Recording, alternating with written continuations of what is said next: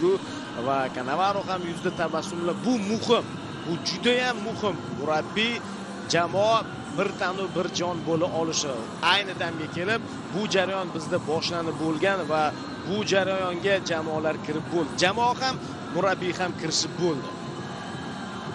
Boya aytmoqchi bo'lganim, Alirizo Beranvand baland bo'yli, qo'llari uzun, ammo biz alohida esladik, alohida ta'kidladik. Buni balki eronliklar bilishmas. O'zbekiston chempionatini ular muntazam ravishda kuzatib borishadimi yoki yo'q, bundan xabardor emasman, lekin biz yaxshi bilamiz-ku, qanaqa ichki musobaqalarimizda Abduvohid Ne'matov penaltilar seriyasida g'alaba qozonganligini, balkim boyagi Akmal Marziqo'y gol urdi. Bu gol bilan biz mana shu turnirni g'olibiga aylanmoqdamiz. Lekin Abduvohidning o'zi ham tepishi mumkin edi. Abduvohid ochig'i men eslay olmayman, to'pga kelganda noaniq zarba bermagan. Va Abduqodir Husanov ham maydonga chiqib keldi. Hozir taqdirlash marosimiga tayyorgarlik bo'lyapti.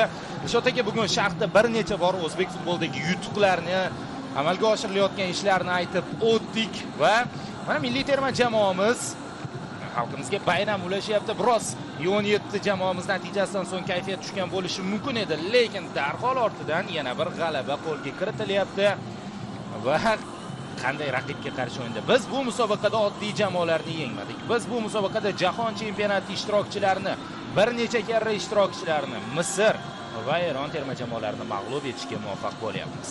Muhammadyor boya boshlangan mavzu men bejiz eslaganim yo'q edi. So'nggi bir 2 yilda yurtimizda qandaydir juda katta futbol to'lqini yuzaga keldi. Aslida bu to'lqin boshlanish jarayoni ertaroq edi, ammo natijalar nuqtai nazaridan olib qaraydigan bo'lsak, yuzaga chiqishni boshladi.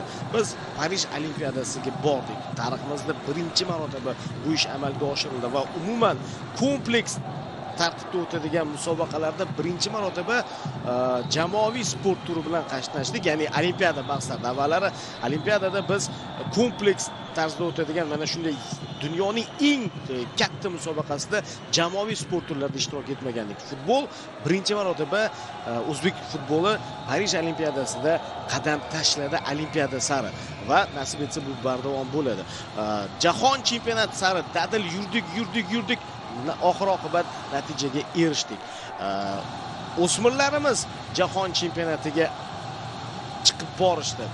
Muxlislarni xursand qilishdi. Muxlislarni yana bir bor aytib o'taman, natija bugun muhim emas, mutlaqo muhim emas. Muhimi shu nuqtaga qadar yetib kela olganimiz. Guruhdan chiqdik. Guruhdan chiqib birinchi play-off bosqichidan ham o'tishni uddaladik. Va yana muhim jihat shundan iboratki, bunaqa natijalar bardavom bo'lishi. Bardavom bo'lish uchun mamlakatda tizim bo'lishi kerak. Mamlakatda shakllangan tizim bo'lishi kerak.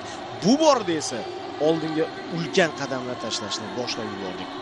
Qanaqadir qisqa vaqt ichida Olimpiya shaharchasi, futbol, milliy futbol markazi, ochig'i u yerga borsangiz rostdan ham o'zi Dilshod aka, aynan shu milliy futbol markazi faqat biz e'tirof etayotganimiz yo'qdi.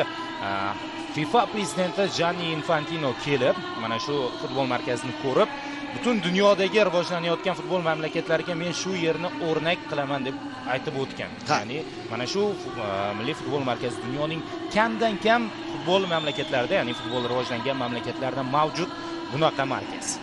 Buni alohida aytib o'tdi Gianni Infantino. Darhaqiqat qayergadir borsam, kimdir mana shunday ishni boshlayotgan bo'lsa, namuna sifatida O'zbekistonni borib ko'ringlar, O'zbekistonning tajribasini o'rganinglar deb aytaman deb alohida ta'kidlaganda Gianni Infantino. Darhaqiqat u yerda futbol markazi deymiz-ku, faqat futbol bilan bog'liq emas. U yerda meditsinaning rivojlangan bir holatini ko'rishimiz mumkin. Aynan sport futbolchilarni qayta tiklanishiga yordam beradigan, jarohatlardan qutulishiga yordam beradigan katta bir meditsina markazi bor u yerda.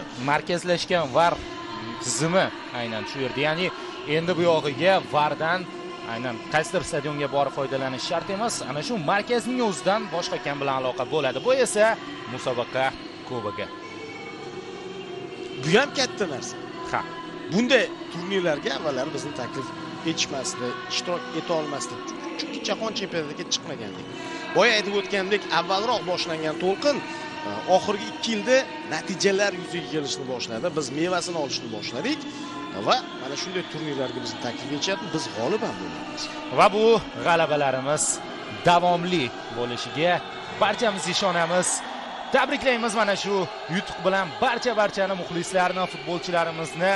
Line Cup musobaqasi, Cafe Nations Cup musobaqasidan so'ng endi xalqaro maydonga, ya'ni boshqa mamlakatga borib bu yerdagi turnirni ham g'olib sifatida yakunlayapmiz. Bu yangi bosh murabbiy uchun ham o'ta muhim jihat. Sababi terma jamoa keldi. Kelganidan keyin jamoani qabul qilib oldi. Malayziyada yig'inlar tashkil etildi. Urugvayga qarshi o'yinni kuzatib bordik. Kuvaytga qarshi bahsni tomosha qildik. Biroq endi mana bitta jamoaning ichida tamomila boshqaruvni o'z qo'liga olgandan keyin musobaqa g'olibligini qo'lga kirityapti. Ha, bugun alohida sana ham O'zbekiston Respublikasi davlat bayrog'i qabul qilinganining 33 yilligi, ya'ni bayramga sovg'a ham bo'lyapti. Bayramga sovg'a bo'lyapti mana shu g'alabamiz futbolchilar tomonidan.